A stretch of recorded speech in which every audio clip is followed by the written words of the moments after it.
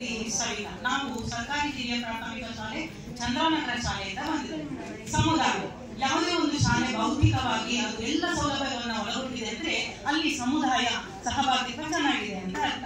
ನಮ್ಮ ಸಮುದಾಯ ನಮ್ಮ ಹೆಮ್ಮೆ. NGOಗಳು ಎಲ್ಲ ಕಡೆನೂ ಶಾಲೆಯ ಅಭಿವೃದ್ಧಿಗೆ ಶ್ರಮಿಸೋದು ಸರ್ವೇ ಸಾಮಾನ್ಯ. ಆದ್ರೆ ನಮ್ಮಲ್ಲಿ ನಮ್ಮ ಸಮುದಾಯವೇ ನಮಗೆ ಬೇಕಾದಂತಹ ಮೂಲಭೂತ ಸೌಕರ್ಯ, ಮಕ್ಕಳ ರಕ್ಷಣೆಗಾಗಿ ಗ್ರೀನ್ಸು, ಎಲ್ಲ ಕೊಠಡಿಗಳಲ್ಲಿ ಫ್ಯಾನ್ ಅನ್ನ ಅಳವಡಿಸುವಿಕೆಯನ್ನ ನಮ್ಮ ಸಮುದಾಯವೇ ನಿರ್ವಹಿಸಿದೆ ಅನ್ನೋದನ್ನ ನಾನು ಹೆಮ್ಮೆಯಿಂದ ಹೇಳಿಕೊಳ್ತಾರೆ.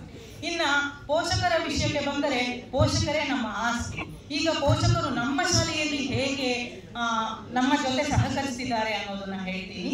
ಪೋಷಕರು ಮಕ್ಕಳ ವೈಯಕ್ತಿಕ ಸ್ವಚ್ಛತೆಯಿಂದ ಹಿಡಿದು ಸಮಯ ಪಾಲನೆ, ಗೈರು ಹಾಜರಿ ಮಕ್ಕಳನ್ನ ಶಾಲೆಗೆ ಕರೆತರುವುದು, ಅವರ ಮಕ್ಕಳಷ್ಟೇ ಅಲ್ಲದೆ ಬೇರೆ ಯಾವುದೇ ಮಕ್ಕಳು ಗೈರು ಹಾಜರಾದ್ರು ಅದನ್ನ ಕರೆತರೋದಕ್ಕೆ ನಮಗೆ ಸಹಕಾರ ಕೊಟ್ಟಿದ್ದಾರೆ.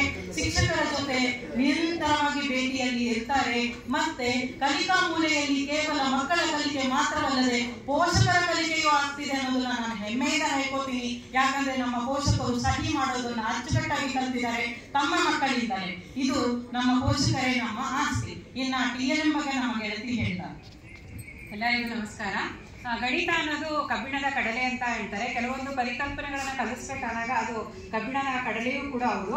ಅದರಲ್ಲಿ ನಾನು ಲಾಸಾಗು ಮತ್ತೆ ಮಾಸಾಹವನ್ನ ನಾನು ತಗೊಂಡಿದ್ದೀನಿ. ಇಲ್ಲಿ ನಾನು ಲೋಟಗಳು ಮತ್ತೆ ಐಸ್ಟಿಕ್ನ ಸಹಾಯದಿಂದ ಲಾಸಾಗುವನ್ನ ಮಾಡೋದು ಹೇಗೆ ಅಂತ, ಉದಾಹರಣೆಗೆ 2 ಮತ್ತು 3ರ ಲಾಸಾಗುವನ್ನ ಕಂಡುಹಿಡಿಬೇಕು ಅಂದ್ರೆ 2ರ ಗುಣಕಗಳಿಗೆ ಒಂದೇ ಬಣ್ಣದ ಐಸ್ ಕಡ್ಡಿಯನ್ನ ಇರುವಂತದ್ದು, ಮತ್ತೆ 3ನೇ ಗುಣಕಗಳಿಗೆ ಇನ್ನೊಂದು ಕಲರ್ನ ಐಸ್ ಕಡ್ಡಿಯನ್ನ ಇಡ್ತಾ ಬಂದಾಗ ಯಾವ ಸಂಖ್ಯೆಗೆ 2 ಐಸ್ ಕಡ್ಡಿಗಳು ಬರ್ತವೋ ಅವುಗಳ ಸಾಮಾನ್ಯ ಗುಣಕಗಳಾಗಿರ್ತವೆ. ಆ ಸಾಮಾನ್ಯ ಗುಣಕಗಳಲ್ಲಿ ಯಾವುದು ಚಿಕ್ಕದಾಗಿರುತ್ತೋ ಅದು ಆ ಸಂಖ್ಯೆಯ ಲಾಸಾಗು ಆಗಿರುತ್ತೆ. ಉದಾಹರಣೆಗೆ 2 ಮತ್ತು 3ರ ಲಾಸಾಗು ತಗೊಂಡ್ರೆ 6 ಬರುತ್ತೆ, ಮತ್ತೆ 12 ಬರುತ್ತೆ. ಇದರ ಚಿಕ್ಕದು ತಗೊಂಡಾಗ 6 ಅದರ ಲಾಸಾಗು ಆಗುತ್ತೆ. ಮತ್ತೊಂದು ಪರಿಕಲ್ಪನೆ ಅಂದ್ರೆ ಮಾಸಾಹ, ಮಹತ್ತಮ ಸಾಮಾನ್ಯ ಅಪವರ್ತನ. ಇದರಲ್ಲಿ ನಾನು ಮಗ್ಗಿ ಚಾರ್ಟ್ ಅನ್ನ ಬಳಸಿದ್ದೀನಿ, ಮತ್ತೆ ಕಲರ್ಸ್ ಬಳೆಗಳನ್ನ ಬಳಸಿದ್ದೀನಿ. ಇದನ್ನು ನಾವು ಗುಂಪು ಚಟುವಟಿಕೆಯಲ್ಲಿ ಕೂರಿಸಿ ಮಕ್ಕಳಿಗೆ ಈ ಪರಿಕಲ್ಪನೆಯನ್ನ ಸುಲಭವಾಗಿ ಮೂಡಿಸಬಹುದು. ಉದಾಹರಣೆಗೆ ನಾನು 8 ಮತ್ತೆ 10 ತಗೊಂಡ್ರೆ ಅದನ್ನ ಮಾಸಾಹವನ್ನ ಕಂಡುಹಿಡಿಬೇಕು ಅಂತ ಬಂದಾಗ 8ಕ್ಕೆ ಯಾವ ಮಗ್ಗಿಯಲ್ಲಿ 8 ಬರುತ್ತೋ ಅದಕ್ಕೆ ಇಟ್ಟ ಹೋಗಿ ಮಗು ಅಂತ ಹೇಳ್ಬೋದು. 8 ಮತ್ತೆ 10 ಇಟ್ಟಾಗ 2 ಬಳೆಗಳು ಯಾವ ಸಂಖ್ಯೆಯಲ್ಲಿ ಬರುತ್ತೆ, ಯಾವ ಮಗ್ಗಿಯಲ್ಲಿ ಬರುತ್ತೆ ಅಂತ ಬಂದಾಗ ಆ 2 ಬಂದಿರುವಂತ ಸಂಖ್ಯೆಗಳು ಅದರ ಸಾಮಾನ್ಯ ಅಪವರ್ತನ ಆಗಿರುತ್ತೆ. ಅದರಲ್ಲಿ ದೊಡ್ಡದು ಯಾವುದೋ ಆ ಸಂಖ್ಯೆಯ ಮಾಸಾಹ ಆಗಿರ್ತದೆ.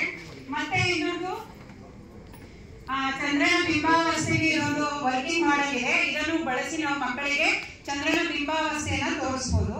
ಈ ರೀತಿ ಚಂದ್ರನ ಬಿಂಬಾವಸ್ಥೆಯನ್ನು ತೋರಿಸಬಹುದು. Thank you.